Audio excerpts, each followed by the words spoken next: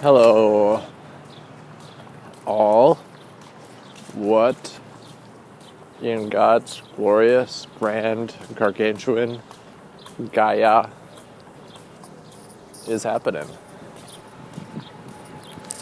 I'm walking with the baby down the street, looking into the sun, walking east on Hancock towards Jefferson, walking home from the coffee shop. We're trying to find the lost bonnet.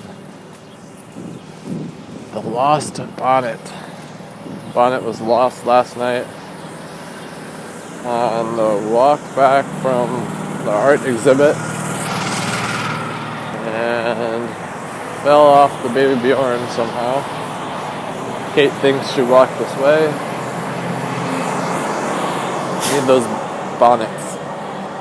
Anyway, thought about doing just audio today. Change of pace. Try and put some video to it. But I walked Kate to work with the baby in the stroller for 9 a.m. shift. Bless you. And then once we got there, I got some coffee. Brought my own goat's milk because did some research into dairy. My sister, Caroline, was saying that she's going to switch her baby from breast milk to dairy and try and make that transition to whole cow's milk. And I was like, I don't know about that. Why would you switch an animal from their own mother's milk to a bovine that's like 2,000, 8,000 pounds? How the fuck would you do that? Doesn't make any sense. And then I started looking up milk. Milk's particularly bad for babies. Cow's milk's particularly bad for babies. And for lots of reasons. We're the only animals that drink other animals' milk, which is weird. And that should say something.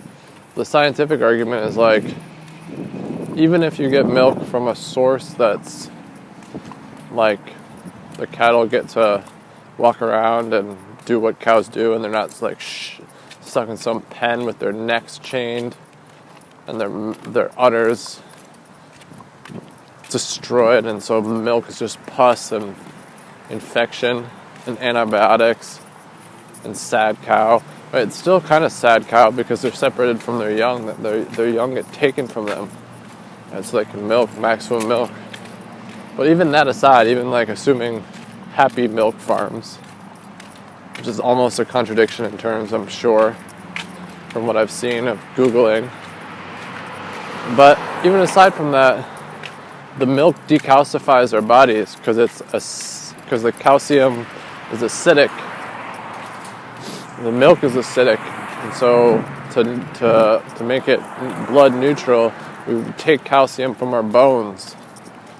And so it's actually the case that people who drink more milk have more risk of bone fracture and osteoporosis than those who don't. Of course, it's the case that it's the opposite of what the industry says. It's painfully ironic.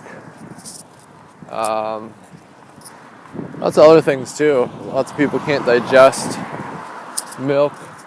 Not all, but lots of people. So anyway, I brought my own goat's milk. Side tangent. I'm getting extremely interested in science. I was talking to a friend last night. So we had an MFA reading last night. And for like an hour, which we all read, all the graduating Masters of Fine Arts and Creative Writing students read some bits from their thesis. Then they went out, and there was an invitation to go to this bar and have some appetizers and stuff. But I sat with my friend. We both sat in the back corner.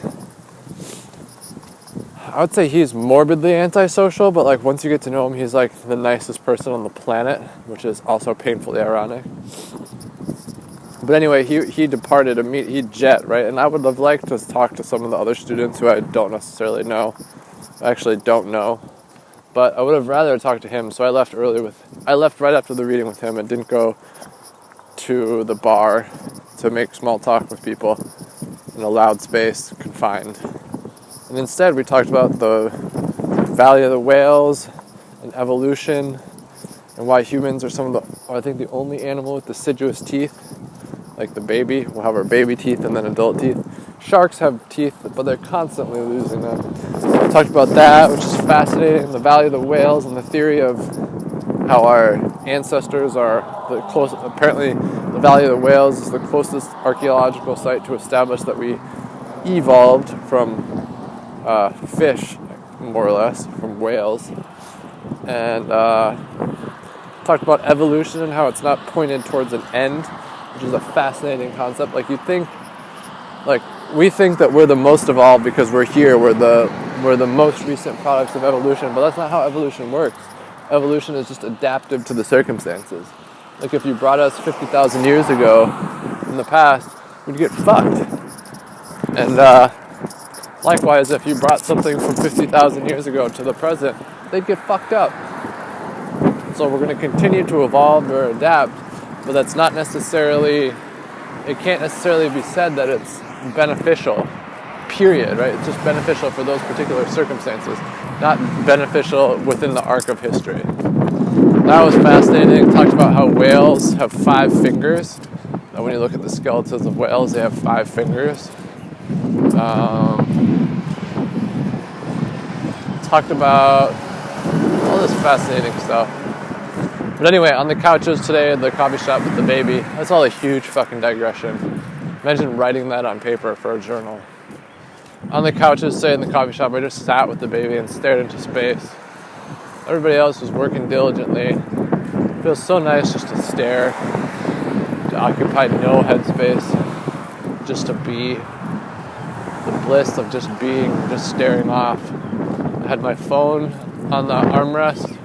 I had my headphones on the armrest. I had my coffee on the armrest.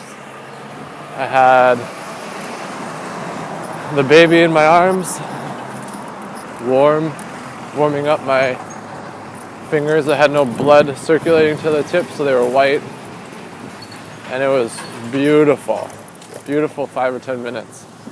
And the baby was getting complacent sitting, wanting to crawl, talking. So we walked back home. Windy, beautiful day here in Middle Georgia